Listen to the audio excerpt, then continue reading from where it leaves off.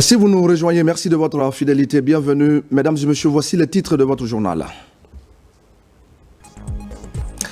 La Semaine nationale du mérite scolaire a pris fin hier à Conakry, un rendez-vous qui fait la promotion de l'excellence dans le système éducatif guinéen, des moments de reconnaissance pour des actes posés en faveur des élèves et de l'école guinéenne. Intégration et suivi des réfugiés en Guinée, le secrétaire exécutif de la Commission nationale rencontre les représentants de plusieurs pays africains et asiatiques. La sécurité et les défis sont abordés. Éliminatoire de la Coupe du Monde 2026, le nouvel entraîneur du série national a dévoilé la liste des joueurs convoqués contre notamment la Somalie et l'Algérie, 25 joueurs dont on va parler dans ce journal. Voilà pour le sommaire. Bonsoir à tous. C'est un rendez-vous qui met en lumière les efforts des élèves, des enseignants et des partenaires du système éducatif guinéen. Conakry a abrité ce week-end la cérémonie de clôture de la 4e édition de la Semaine nationale du mérite scolaire. Pour l'occasion, le Premier ministre a réaffirmé l'engagement du gouvernement à faire de l'éducation un levier de développement et de compétitivité pour la Guinée. Ousmane Bangoura. À la fois solennelle et festive, la cérémonie a réuni les lauréats du baccalauréat, enseignants, parents et partenaires du secteur éducatif. Une occasion de célébrer l'excellence et de reconnaître les sacrifices consentis dans l'effort apprentissage.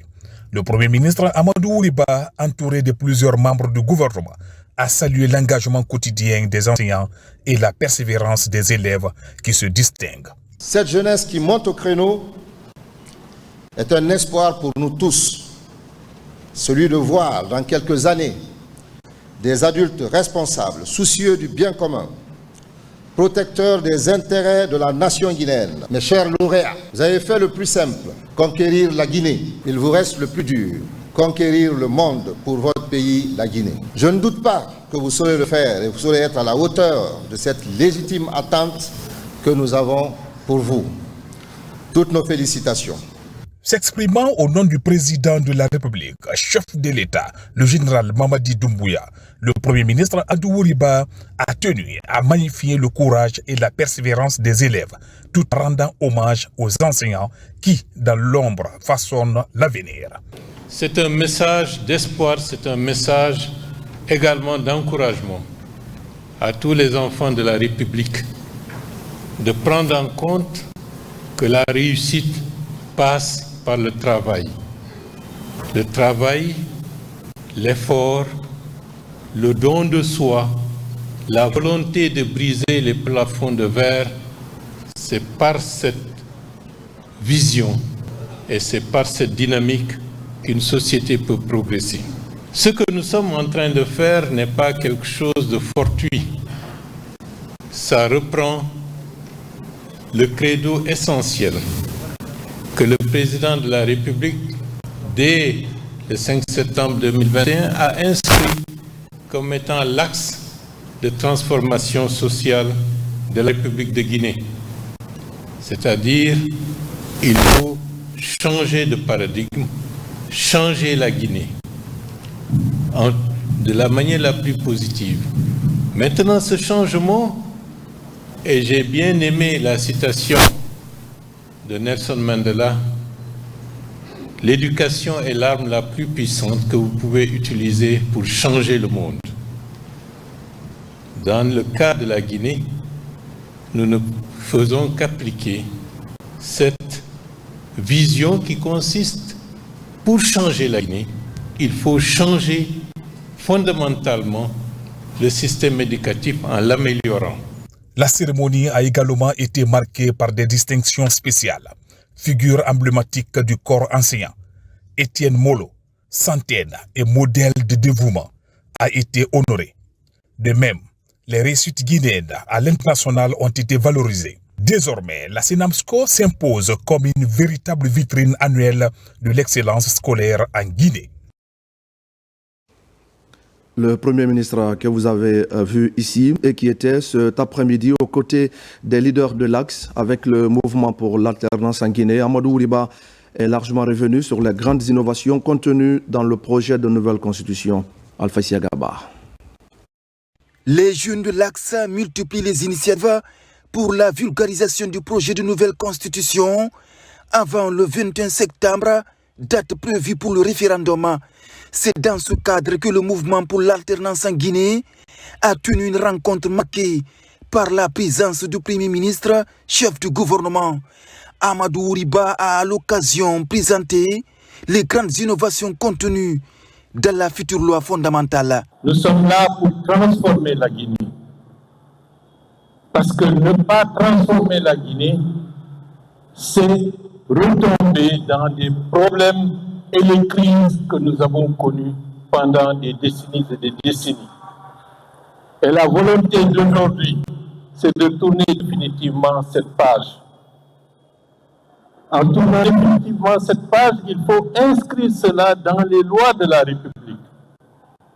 C'est dans ce sens que le projet constitutionnel consacre des droits constitutionnels à tous les citoyens de la République de Guinée, y compris à ceux qui habitent l'Axe. Vous avez et vous aurez des droits constitutionnels qui obligent tout gouvernement à respecter vos droits constitutionnels aujourd'hui, demain et après-demain. Il ne faudrait plus que des gens viennent vous donner de l'argent pour dire de sortir dans la rue, brûler des pneus, alors qu'eux, ils sont tapis en sécurité. On a été pendant longtemps instrumentalisés. Qu'est-ce que ça a donné? Leur objectif, c'était diviser, pour justifier leur maintien au pouvoir par n'importe quel moyen possible. Si aujourd'hui encore, des gens vous disent que ça ne les intéresse pas, ce projet constitutionnel, c'est qu'ils crachent sur la mémoire de tous ceux qui sont tombés pour la démocratisation. Vous avez tous, soit des petits frères, soit des grands frères, soit des camarades qui sont dans les cimetières. Pour honorer leur mémoire, prenez en charge ce projet constitutionnel comme étant la juste récompense qui leur revient de droit. Parmi ces nouveautés figure la gratuité de l'éducation pour les enfants de 5 à 17 ans, ainsi que la possibilité de candidature indépendante. Le message que nous avons entendu aujourd'hui est un message rassurant, c'est un message qui nous concerne, c'est un message qui nous rassemble autour des valeurs communes, autour des valeurs de cohésion sociale et de développement. Personne ne sera mis à l'écart dans ce nouvel projet. Nous avons vraiment adhéré au projet à travers son explication. Nous sommes convaincus que vraiment c'est quelque chose qui va dans l'intérêt supérieur de la nation guinéenne. À l'issue de cette rencontre avec le Premier ministre, le mouvement a réaffirmé sa volonté de s'impliquer activement dans la campagne de sensibilisation sous leur slogan « Même famille » qui signifie « Nous avons compris ». Et c'est le même élan qui se renforce aussi à l'intérieur du pays. À Kindia, l'ONG Aimer la Guinée a formé et sensibilisé les citoyens sur le projet de nouvelle constitution. Un exercice pour faire comprendre le texte, mais aussi pour expliquer les avantages liés à la participation au référendum du 21 septembre prochain. Bakari Bamba Kondé.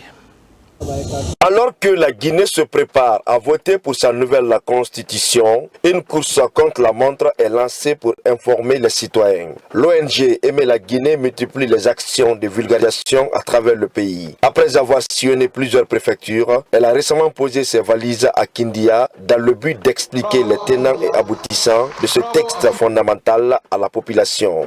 Prenons soin de ce que nous avons, prenons soin de ce que nous voulons être.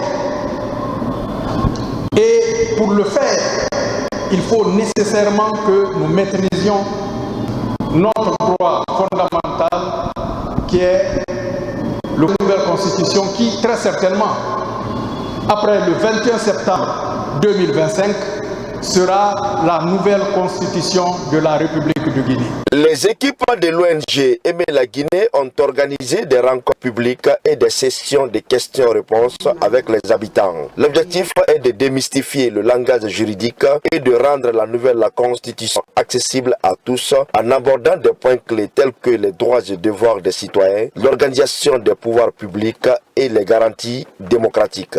Nous avons encore été outillés davantage sur le contenu de cette nouvelle constitution et qui nous revient des droits dorénavant d'être des porteurs de messages auprès de nos communautés, de leur faire comprendre qu'est-ce que c'est que cette nouvelle constitution. Merci pour tout ce que vous êtes en train de faire pour cette coordination, parce que c'est grâce à vous, cette coordination est en train de chercher à aller toutes les régions pour aller faire la vulgarisation.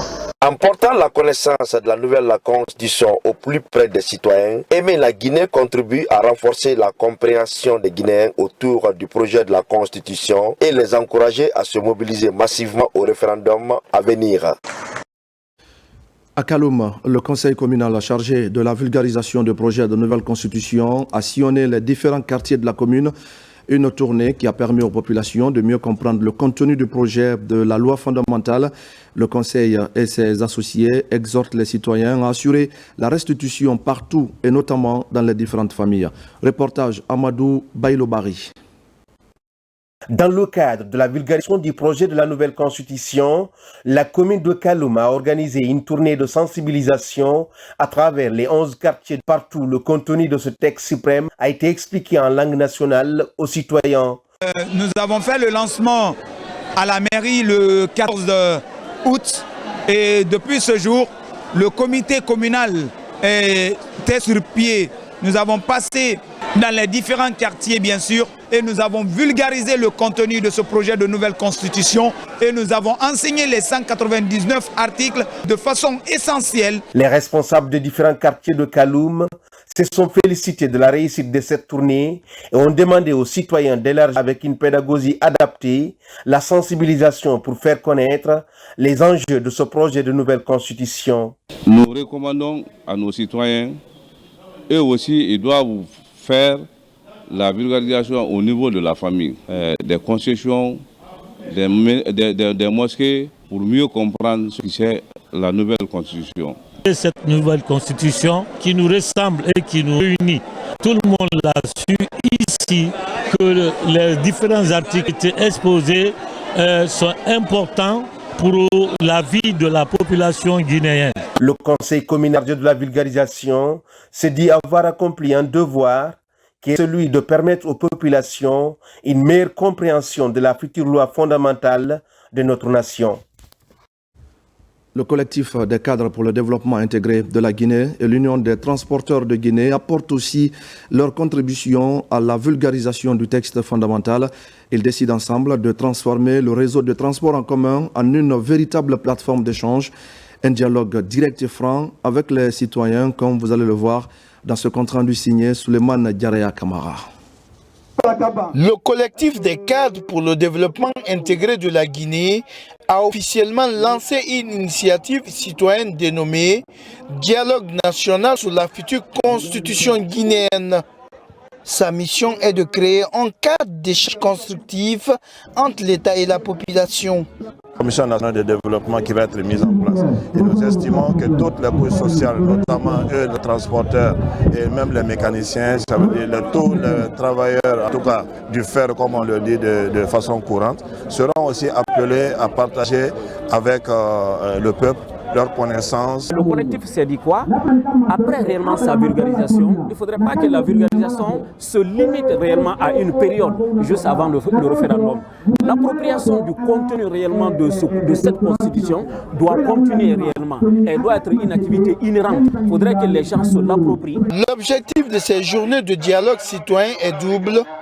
Instaurer un cadre de discussion constructive et favoriser l'appropriation citoyenne des réformes en cours. Il est normal que tous les citoyens se mobilisent pour expliquer le contenu du projet de nouvelle constitution. C'est dans ce cadre que j'ai invité pour venir contribuer à l'éclairage autour des dispositions. Depuis son lancement, la campagne a abouti à plusieurs initiatives de vulgarisation sur le terrain. Il s'agit de faciliter cette appropriation citoyenne des réformes et de renforcer la légitimité d'un processus constitutionnel très attendu. Le projet de nouvelle constitution est également expliqué dans les localités de Kerouané, Centre et Bandankoro. C'est une volonté des fils et filles ressortissants et résidents de la préfecture, une initiative que les citoyens apprécient sur place. Explication, Mohamed de Camara. Le contenu du projet de la nouvelle constitution continue d'être vulgarisé dans l'arrière-pays. À Kerouané, les sages de la localité sont en première ligne. La future loi fondamentale est expliquée dans la langue du terroir, une stratégie utilisée par les fils ressortissants, résidents et amis de Kerouané qui veulent voir le pays se doter d'une constitution qui prend en compte la situation de toutes les socio-professionnels de la Guinée. Notre volonté, c'est de voir les citoyens de Kerouané, en passant par Bandankoro, s'approprier. C'est cette motivation qui nous conduit aujourd'hui dans plusieurs localités. J'ai l'insigne honneur de vous remercier et vous féliciter de la qualité de l'accueil chaleureux à l'occasion de la vulgarisation de la nouvelle constitution, la constitution pour le bien-être de tous les Guinéens. À Bandankoro, une des sous-préfectures de Kerouané, les citoyens se sont appropriés des avantages de ce projet de la nouvelle constitution. La notabilité de Kerouané, par ma voix, se réjouit de la volonté de ses fils à venir expliquer le contenu du projet de la nouvelle constitution. À présent, les citoyens savent sur quel pied faut-il danser. Dans les jours à venir, cette structure associative mettra les bouchées doubles pour une vulgarisation à grande échelle en Haut-Guinée. Dans la savane guinéenne, les populations de Kankan et Kouroussa sont sensibilisées sur le projet de nouvelle constitution. Dans les structures sanitaires, par exemple, les grandes lignes du texte sont expliquées aux malades. Partout, c'est la même ambition, aider les citoyens à la base à mieux appréhender les grandes innovations contenues dans ce projet. Diamo Kaba est notre correspondant régional. Comprendre le contenu du projet de nouvelle constitution est un engagement commun pour le rendre accessible à tous. À l'hôpital préfectoral de Kouroussa, la campagne de vulgarisation sillonne les salles d'hospitalisation pour permettre aux alités d'être au même niveau d'information que ceux en bonne santé. Une grande particularité initiée par Dr Demba Mara pour saisir les avantages de la future loi fondamentale. Tout simplement parce que les malades ont d'abord droit à l'information. Et quand vous prenez notre manière de procédure, il stipule clairement que les patients ont le droit à l'information.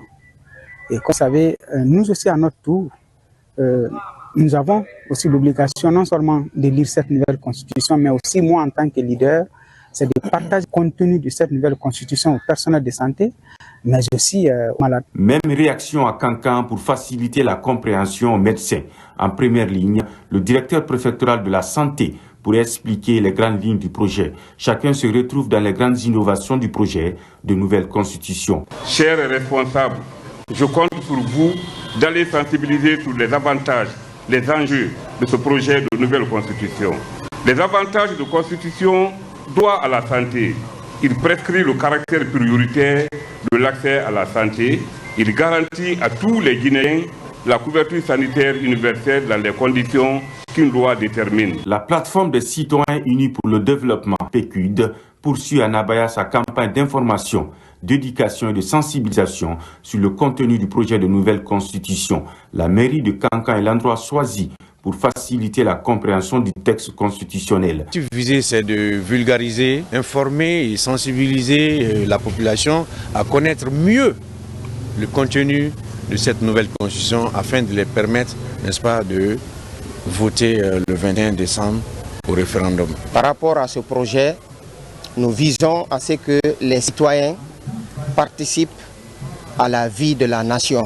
Cela ne peut se faire sans la participation des citoyens. C'est cet objectif que nous poursuivons à travers cette coopération. Nous sommes à Makono, l'un des quartiers de Nabaya. C'est une nouvelle offensive des membres de la délégation spéciale. L'accessibilité au contenu du projet de nouvelle constitution, voilà la motivation du secrétaire général de la municipalité pour saisir les innovations phares. La population de Makono est sortie massivement pour recevoir la délégation de la mairie de Kankan afin d'écouter les différents points sur les innovations de cette nouvelle constitution. Et je les exhorte à continuer à écouter les clés qu'on a envoyées à Makono sur lesquelles sont édictés les 199 articles de la nouvelle constitution. À Kouroussa, tout comme à Kankan, la gratuité de la santé a attiré des intentions pour contribuer activement à la vulgarisation du projet de nouvelle constitution auprès de toutes les couches. Au même moment, la caravane du directeur général adjoint du Conseil guinéen des chargeurs met le cap sur les différentes sous-préfectures de Dinguiraye. Après la commune urbaine, les populations de Banora, Kalinko ou encore de Selouma ont eu de larges informations sur le projet de nouvelle constitution.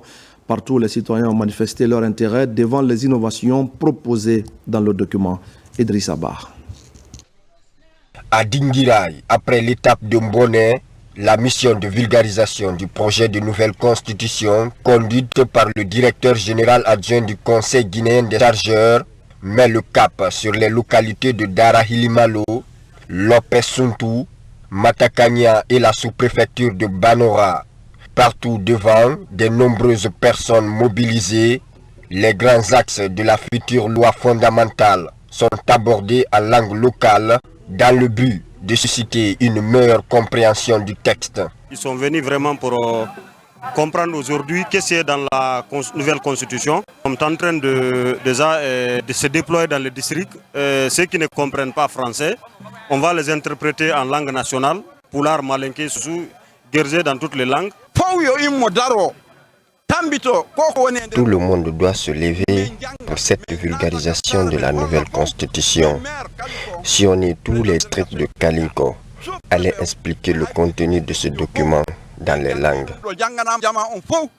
Les mêmes engouements dans les sous-préfectures de Kalinko et Selouma, où Macky Guissé et son équipe ont procédé à une large sensibilisation et information des habitants. J'ai pris cette initiative de venir faire une tournée préfectorale dans les 7 communes rurales et la commune urbaine de Dinguiraye. Nous sommes allés faire la sous-préfecture de Kalinko et celle de Selouma. À pareille heure, on était à Selouma.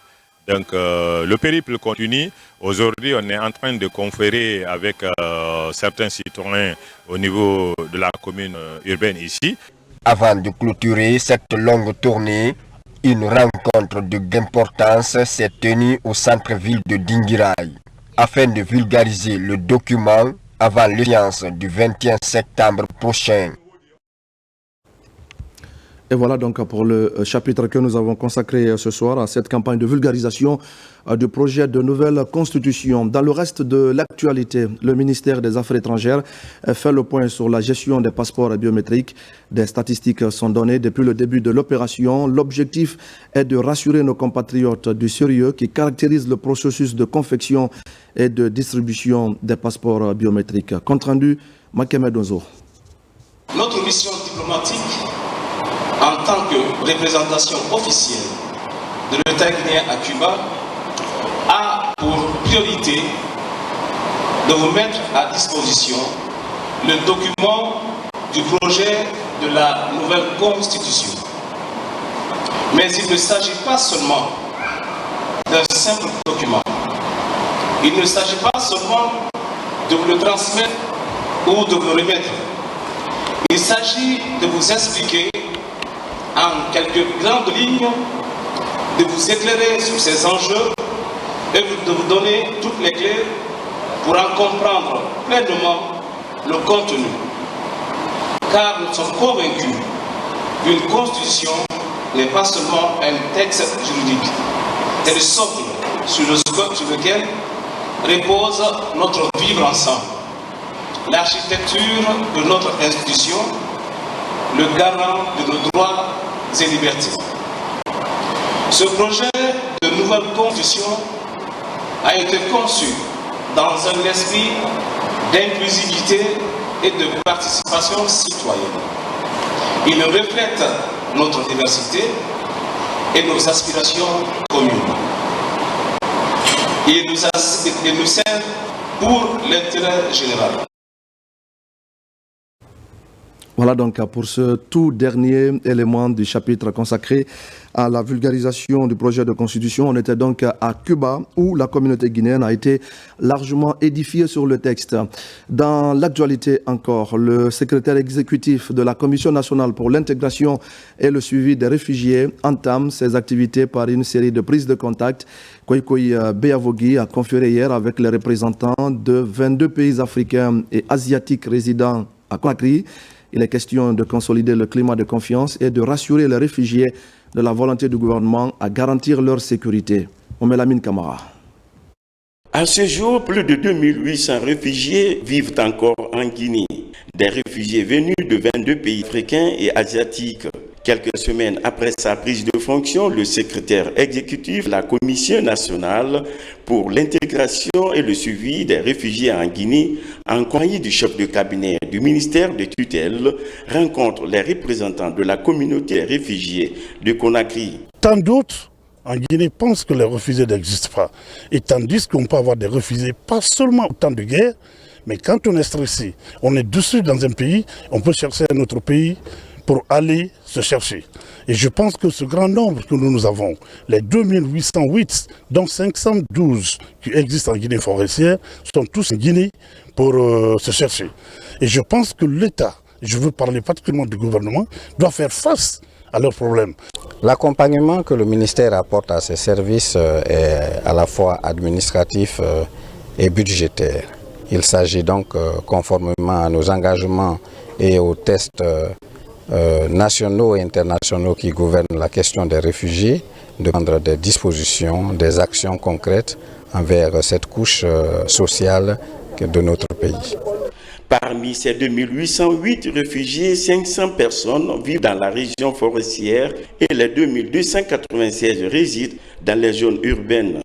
Cette main tendue du secrétariat exécutif consiste à rassurer cette communauté étrangère à se sentir en toute sécurité en Guinée. À l'époque, je crois qu'il y avait une certaine négligence, mais le fait que le président lui-même ait pris un décret pour nommer une commission qui doit suivre les réfugiés en Guinée, je crois que c'est une très bonne chose. Moi, je pense que ça change des choses. Je crois que c'est le début du sérieux. Parce que quand c'est le président qui prend les choses en main et nomme les personnes responsables, je pense que ça va se passer très bien. Ce conclave donne désormais une lueur d'espoir pour ces réfugiés à participer activement à la vie socio-économique de leurs différentes communautés d'accueil. Lutte contre les déchets dits dangereux et des produits chimiques, les acteurs engagent une synergie d'action autour des conventions internationales dont la Guinée est signataire. La mesure devra permettre de garantir la santé humaine et environnementale. Des détails avec Ousmane Ba. Une vision commune pour relever le défi croissant de la gestion rationnelle des produits chimiques et déchets dangereux. Une nouvelle mesure qui nécessite la synergie entre les conventions de Bâle, de Rotterdam, de Stockholm et Minamata ainsi que le cadre mondial sur les produits chimiques. Des efforts pour contribuer à la protection de la santé environnementale et humaine. Ce projet de synergie des conventions d'une durée de 3 ans est une approche qui s'inscrit dans le renforcement de la coordination et de l'harmonisation des stratégies et actions pour assurer la protection des vies humaines contre les risques des produits chimiques et dangereux pouvant affecter la santé de nos populations et ainsi compromettre le développement socio-économique de notre pays. Dans les échanges, chaque partie apporte son point de vue, propose des solutions adaptées aux réalités et fait des recommandations. La synthèse aboutira à des résultats permettant de circonscrire le danger lié aux déchets et produits chimiques. On ne peut pas rester ici, parler de texte, sans consulter les chargés de l'application directe. Donc il fait un tour dans les régions. À la fin, il y aura un atelier national qui va valider ces textes et ces textes sont soumis à la signature des autorités. La CGGI, en tant que représentant du secteur privé dans son ensemble, va essayer, au-delà de ce cet atelier, d'avoir des séminaires de sensibilisation, mais surtout de connaissance de ces textes, de cette synergie, qu'est-ce que ça donne et qu'est-ce que la législation guinéenne va retenir, afin que nous ayons une vision claire pour le secteur privé, les entreprises, comment utiliser ces produits toxiques et surtout ces produits chimiques. D'une durée de 3 ans, ce projet est conçu autour de 4 composantes qui reflètent les besoins identifiés en termes d'activité, de résultats et de retombées. Et voilà qui nous amène à parler de l'assainissement de Conakry. Les efforts se multiplient à tous les niveaux pour rendre la capitale encore plus attrayante. Cette fois-ci, c'est l'Agence nationale de salubrité publique qui déploie des bacs à ordures dans les différentes communes. L'opération devra faciliter la collecte des déchets et rendre les quartiers plus propres. Mamadou Saliouba commente les images de Sekou Sissoko. L'assainissement de la capitale, un défi de tous les jours. Face à l'ampleur des déchets, l'Agence nationale de salubrité publique lance une nouvelle dynamique pour rendre Conakry plus propre. Première action de grande portée, l'ANASP dote les communes des bacs à ordures. Matoto et Kabelin sont les premières communes bénéficiaires. Et à date, tous nos bacs qui sont avec nous à Matoto ne sont pas du tout bons. Et aujourd'hui, quand nous recevons un bac tout neuf, le sentiment c'est immense. Nous avons reçu notre bac ce matin. Nous avons besoin de beaucoup de bacs. Ils ont commencé. Nous leur souhaitons enfin qu'ils redoublent d'efforts afin qu'on n'ait plus de bacs. Avec le déploiement de ces équipements, la nouvelle équipe dirigeante de l'ANASP affiche une ambition claire, celle d'améliorer la collecte des déchets et rendre les quartiers de Conakry plus propres. Cela s'inscrit dans le cadre de la refondation du secteur prônée depuis le 5 septembre 2021 par le président de la République, le général Mamadi Doumbouya. Cette refondation du secteur est aujourd'hui concrétisée à travers le ministère de l'administration du territoire qui est en train de tout faire aujourd'hui pour donner des bacs aux communes, pour accompagner les communes à des moyens logistiques adéquats pour essayer d'enlever toutes les ordures à travers la ville de Conakry. Après Matoto et Kabelin, l'ANASP poursuivre le déploiement des équipements de collecte d'ordures dans d'autres communes de Conakry. La volonté est claire, rendre la capitale plus saine et agréable pour ses habitants. En Haute-Guinée maintenant, l'orpaillage artisanal a longtemps utilisé le mercure au détriment de la santé et de l'environnement. Les acteurs viennent de se réunir à Conakry pour évaluer les progrès enregistrés par le projet Planète Gold Guinée, une initiative qui ambitionne de restreindre jusqu'à éradiquer l'usage de ce métal toxique. Maïmouna Bella Diallo et Marwan Kamara. En Haute-Guinée, cœur des zones minières, le mercure reste un outil largement utilisé pour l'extraction artisanale de l'or. Une pratique efficace, mais lourde de conséquences pour la santé humaine et l'environnement. Pour inverser la tendance, les acteurs du secteur et leurs partenaires se réunissent à Conakry pour évaluer les avancées du projet Planète Gold Guinée. Nous avons accompagné l'État guinéen sur les textes réglementaires. Nous avons fait un projet d'aide à la formalisation, les questions de sensibilisation pour éviter l'utilisation du mercure dans l'orpaillage. Et cela a été effectif dans des activités. Cette rencontre permet aux parties prenantes de mesurer le niveau d'exécution et de formuler des recommandations pour de meilleurs résultats sur le terrain. Moi, personnellement, ça m'a permis de comprendre certaines marches et le fait de demander au projet de revoir la position par rapport aux objectifs, ça a été une très bonne orientation. Ce comité de pilotage donc, nous a permis de passer en revue les différentes activités, mais également aussi le budget et se planifier dans l'année. Il s'est créé, c'est évident comme recommandation. On a demandé au projet de travailler sur un programme plus réaliste avec un chronogramme plus détaillé, avec tout ce qui est descriptif des activités, mais également aussi il est envisagé des acquisitions des équipements à l'attention des orpailleurs sur le terrain. Soutenu par le programme des Nations Unies pour l'environnement, et mis en œuvre par le ministère de l'Environnement, ce projet vise à réduire, voire éliminer l'usage du mercure dans l'orpaillage artisanal et à petite échelle en Guinée. Une question à présent dans ce journal. Comment transporter les échantillons prélevés d'un laboratoire à un autre? C'est une question cruciale dans la mesure où le matériel utilisé joue parfois un rôle de premier plan. La Direction nationale des laboratoires vient ainsi de se doter de nouveaux équipements, des matériels essentiels qui vont faciliter le transport sécurisé des échantillons. Tierno Maroufba. Le transport des échantillons prélevés dans les laboratoires périphériques vers le niveau central nécessite des mesures de sécurité adéquates. La Direction nationale des laboratoires se dote ainsi de nouveaux matériels. Des équipements qui vont servir à faciliter le transport en toute sécurité des échantillons prélevés dans les laboratoires du pays. Family Health International 360 est le principal donateur.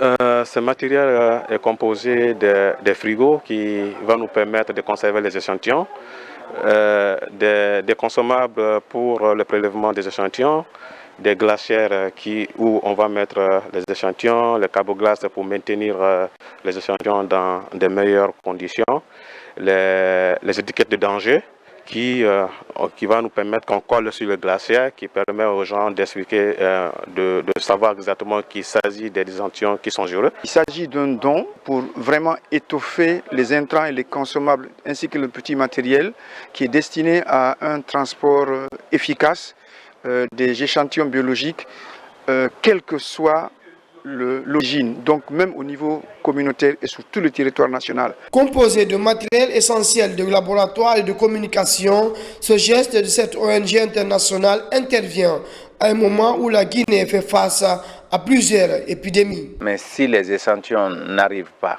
au laboratoire, on ne peut pas les analyser. Et on avait assez de difficultés par rapport au transport de ces échantillons.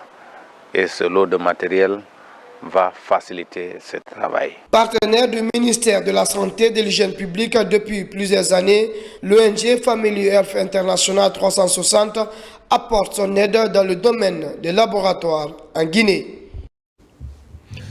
Le ministre de l'Élevage entame une série de visites dans les fermes avicoles. Cette fois, c'est à Tondon, dans la préfecture de Debreka, que Félix Lama s'est rendu pour rencontrer les éleveurs de la localité. Il veut s'imprégner des réalités de la filière avicole et trouver des solutions pour accroître la présence des produits locaux sur nos marchés. Noumousso Diakité. L'objectif de ces visites est d'établir un contact direct avec les acteurs de la filière avicole, de valoriser la production locale, d'encourager son industrialisation en conformité avec le schéma transformationnel du ministère de l'Élevage qui prône la lutte contre l'insuffisance alimentaire. C'est de voir avec les acteurs quelles sont les difficultés qu'ils rencontrent dans l'exercice de leur activité, et voir aussi avec eux dans quelle mesure ils peuvent participer avec nous, ministère de l'Élevage, à l'atteinte de l'objectif d'autosuffisance alimentaire et nutritionnelle en République de Guinée. Nous voulons surtout impulser auprès de ces acteurs-là un élevage moderne, donc un élevage intensif pour répondre à la demande de la population guinéenne, en les accompagnant, en les soutenant avec nos partenaires techniques et financiers. La ferme avicole Sopras,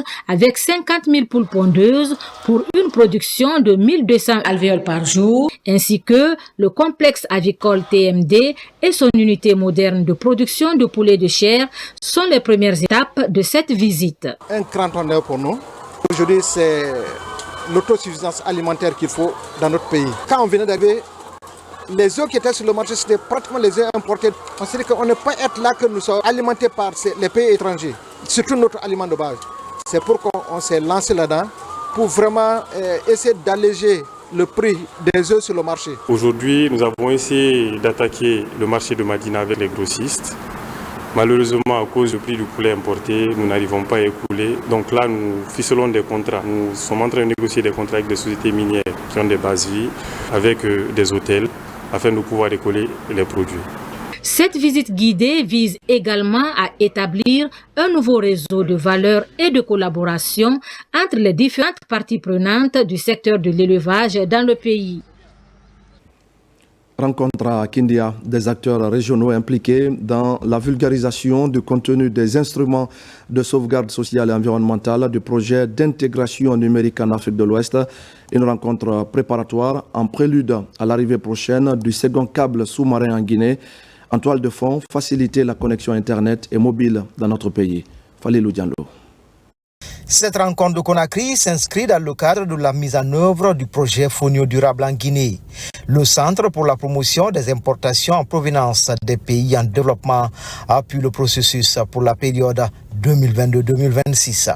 La Guinée est bien située parce que c'est le premier producteur du monde du fonio. Et donc, comme le fonio en Union européenne, ce n'est pas encore trop connu, mais c'est possible maintenant d'exporter vers l'Union européenne. Et donc, le CBI a décidé de soutenir la Guinée pour développer le secteur et pour aussi éventuellement exporter aussi à la communauté de l'Union européenne. En Guinée, le ministère du Commerce, à travers l'Agence guinéenne de promotion des exportations, pilote l'exercice. Les cadres de ce service et autres acteurs de la filière s'approprient les techniques d'organisation de rendez-vous B2B entre entreprises privées. La conquête des marchés à l'international, notamment le marché européen, est dans la ligne de mire. Nous avons des braves dames dans le pays profond, notamment en Haute-Guinée et en Moyenne-Guinée pour cette filière-là, qui produisent beaucoup de fonio, mais ensuite ils ne savent pas, quand ils veulent l'écouler sur le marché international, ils ne savent pas comment le faire. Donc ils ont besoin de renforcement de capacité pour savoir comment chercher de la clientèle à l'international et vendre leurs produits pour avoir des revenus. La transformation structurelle de notre économie, de la valorisation de nos filières agricoles et du positionnement stratégique de nos produits sur le marché international, une priorité nationale conformément à l'axe 1 du programme Simandou 2015. Dans les 6 prochains mois, ces acteurs sont tenus de formuler 3 à 4 activités concrètes pour améliorer la production de cette céréale très prisée sur le marché international. Voilà, mesdames et messieurs, vous l'aurez compris, c'était le compte-rendu de Falilou Diallo par rapport à la production du fonio, donc avec ces initiatives qui se mettent en place et ces rencontres pour accroître le rendement de ce secteur. Dans la préfecture de Kissidougou, les bénéficiaires du programme de renforcement de la résilience à l'insécurité alimentaire et nutritionnelle au Sahel sont formés sur le manuel de mise en œuvre du projet. Ce document stratégique vise à guider efficacement les acteurs impliqués dans la réalisation des activités sur le terrain. L'initiative s'inscrit dans une dynamique de lutte contre la pauvreté et de promotion de la sécurité alimentaire. Souleymane Kouyaté et Marwan Kamara. La préfecture de Kissidougou est l'une des zones d'intervention du programme de renforcement de la résilience à l'insécurité alimentaire et nutritionnelle au Sahel. Pour sa mise en œuvre dans cette localité, un document de référence est présenté aux bénéficiaires du projet. Il définit les règles et les procédures pour le financement du projet. Le document retrace toutes les grandes lignes par rapport au financement des sous-projets. Si on ne montre pas aux bénéficiaires, donc ça va être compliqué. C'est une manière de faciliter les activités qui doivent vraiment être réalisées. Ce document, c'est, si vous voulez, la boussole. Autrement dit, c'est la loi qui va gouverner depuis la conception jusqu'à la finalisation, n'est-ce pas, des sous-projets. Ces 3 jours de travaux regroupent les acteurs du monde rural avec pour objectif de les outiller sur le contenu du document afin de mieux orienter et structurer les activités de la sous-composante. Ce document ne sera qu'un guide, une orientation pour les acteurs cibles du projet ayant des idées de projet. Je remercie le ministère de l'Agriculture pour l'élaboration, la mise en route des cellules administratives et techniques du projet. C'est pas fortuit qu'on a désigné Kissidougou. Kissidougou, c'est une zone agricole. Donc, je remercie beaucoup le gouvernement et plus nos frères qui pilotent le projet. Je vais les accompagner pour la réussite de ce projet. Le programme de renforcement de la résilience à l'insécurité alimentaire et nutritionnelle au Sahel est un programme multisectoriel qui vise à contribuer au développement et à la promotion de l'entrepreneuriat dans les zones ciblées. Il renforce également les capacités des communautés à faire face aux défis alimentaires et nutritionnels. Les acteurs des secteurs publics et privés se retrouvent également à Koya. Ils échangent sur la conception et la mise en œuvre d'une norme d'adressage numérique et d'un système de codes postaux de notre pays. Une volonté du gouvernement qui vise à créer des technologies postales sur l'ensemble du territoire national. Mangué Dantouma. Porté par le projet Ouadib Guinée, les résultats de l'étude de faisabilité pour la conception et la mise en œuvre d'une norme d'adressage numérique doublée d'un système de codes postaux viennent d'être présentés aux parties prenantes dans la préfecture de Koya par le cabinet Global Training Consulting Services. Durant ce projet, nos experts ont pu étudier le terrain et faire le diagnostic pour pouvoir faire les meilleures recommandations, pour pouvoir installer un plan d'adressage qui répond aux attentes des citoyens guinéens et qui va leur permettre de créer de nouveaux emplois. Le ministère chargé des postes et des télécommunications et de l'économie numérique ici en Guinée a vu l'intérêt que la Guinée dispose de ce système de codification et d'adressage afin de promouvoir la logistique au niveau de tous les territoires guinéens et surtout au vu du développement du e-commerce. Venus des services publics et privés, les participants à la rencontre sont unanimes sur l'opportunité de la démarche. Dans le cadre de ce projet-là, nous allons mettre en place des adresses numériques pour permettre à la poste guinéenne et à toutes les entités qui font de la livraison, qui sont dans la logistique et qui sont globalement dans le commerce électronique de pouvoir travailler efficacement et de produire plus de services et de rentabilité pour le bien de nos concitoyens. Le gouvernement guinéen, sous l'ancrage du ministère des Postes et Télécommunications et de l'économie numérique sur financement de la Banque mondiale, vise la modernisation des services postaux, l'effectivité de l'adressage numérique et du commerce électronique pour le bonheur des Guinéens. Des engins roulants sont mis à la disposition des services d'hygiène, de santé et d'autres entités relevant du gouvernorat de Conakry. Une action portée par la gouverneure de la ville en soutien aux agents œuvrant dans ces secteurs stratégiques. Il s'agit d'améliorer les conditions de travail pour accroître l'efficacité et la qualité des services rendus. Moussa Bangoura et Ousmane Kamara. Dans la vision de mieux encourager les agents sur le terrain pour un rendement de qualité, l'autorité régionale accompagne le service hygiène et salubrité du gouvernorat de Conakry. Ce sont des engins roulants qui ont été donnés. C'est pour faciliter la mobilité des acteurs, mais également les inciter à plus de résultats dans leur mission. Il y a peu de temps, Conakry est passé de 5 à 13 communes.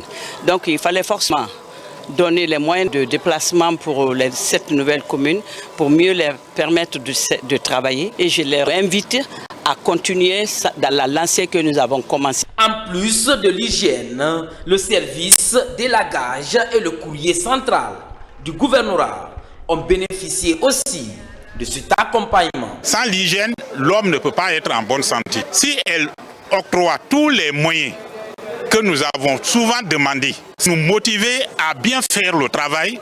Au nom des communes bénéficiaires de ces gestes magnanimes de Madame la gouverneure, nous comptons aller jusqu'au bout et nous remercions l'ensemble des travailleurs de la ville de Conakry. Ce sont les démembrements basés dans les nouvelles communes de la capitale qui sont concernés par cet appui du gouvernorat de Conakry. Dernier virage de ce journal avec tout d'abord ces entreprises guinéennes qui s'affirment et qui font la fierté du pays. C'est le cas par exemple de la société Marifala, devenue ces derniers temps un acteur clé du développement socio-économique. Spécialiste du meuble et de l'ameublement, Marifala innove avec des tables-bancs modernes 100% made in Guinée pour nos écoles. Une production locale qui favorise l'insertion professionnelle des jeunes. Mounir Bari, Sidiki Sissé et Fatoumata Yari Damba. Leader dans le domaine du meuble et de l'ameublement guinéen, Marifala lance sur le marché de nouveaux modèles de table-bancs destinés aux écoles. Une initiative portée par son président directeur général. Depuis maintenant plus de 2 ans, nous sommes à Mafereya. À chaque fois qu'on s'organise à faire d'innovation, on crée des produits pour notre marché local ici. La dernière fois, on a été dans les maisons préfabriquées. Et cette fois-ci, on a pensé un peu à aller vers le table-banc pour les élèves et maîtres élèves.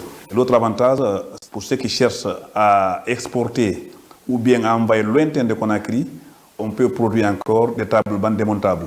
L'entreprise propose des tables-bancs dont un spécialement conçu pour les maternelles. Ces équipements sortent d'usines modernes avec un personnel qualifié garantissant qualité et rapidité de livraison. Nous sommes très bien équipés. Nous avons des machines numériques. Je pense que vous avez eu la chance de visiter un peu notre usine de production où on fait les tables-bancs. Les minimums de production par jour, on fait 200 tables par jour. La production de ces tables-bancs scolaires, c'est un processus bien précis qui nécessite une grande attention au niveau de détails, de dimensions, de définition et une créativité au niveau de design et conception. Nous utilisons des matériaux locaux de haute qualité, des méthodes de fabrication modernes avec des machines numériques pour créer des meubles durables, confortables et résistants. Ces tables-bancs modernes reflètent l'attachement de Marifala au savoir-faire guinéen et au respect du contenu local. Je vois ces tables-bancs comme une réelle opportunité dans le cadre de la promotion du contenu local. Non seulement elles sont fabriquées en Guinée, elles reflètent également le savoir-faire de nos entreprises locales et de nos artisans.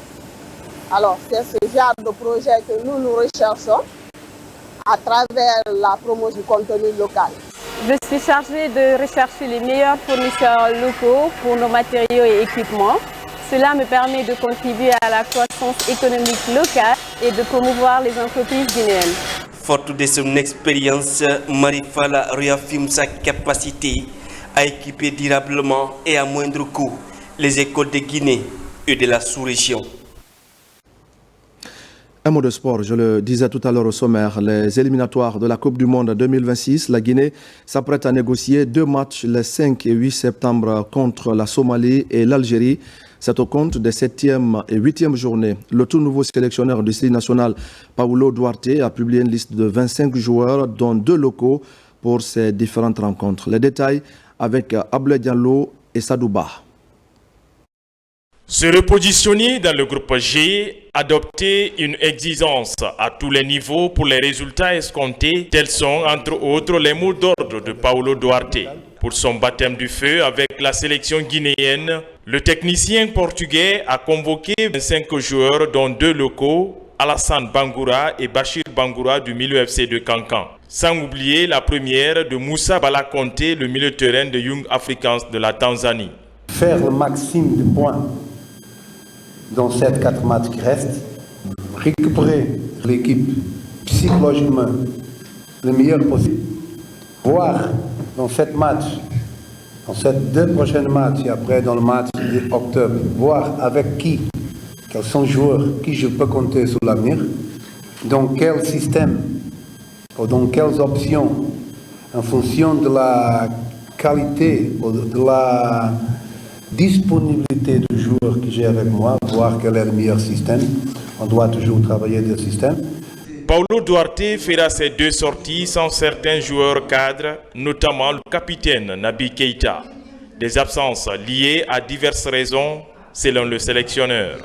La totalité de cette absence, certains sont blessures, certains sont joueurs qui n'ont pas de club, et certains sont joueurs qui jouent au club, mais qui disent qu'ils ne sont pas encore en forme, qu'ils ne sont pas encore en confiance, qu'ils veulent se battre pour le club pour gagner sa place et pour gagner la titularisation. Donc je parle de 14 jours. Le Sili national occupe la 5e place du groupe G avec 7 points à 8 longueurs du leader algérien. Ainsi, la Guinée affronte la Somalie le 5 septembre à Kampala avant de recevoir l'Algérie le 8 septembre à Casablanca au Maroc. Page noire avant de boucler ce journal. Abakar Sidiki Kondé, artiste musicien, a tiré sa révérence à Conakry des suites de maladie. L'artiste était connu pour son talent, sa disponibilité, son humilité et le sérieux dans le travail.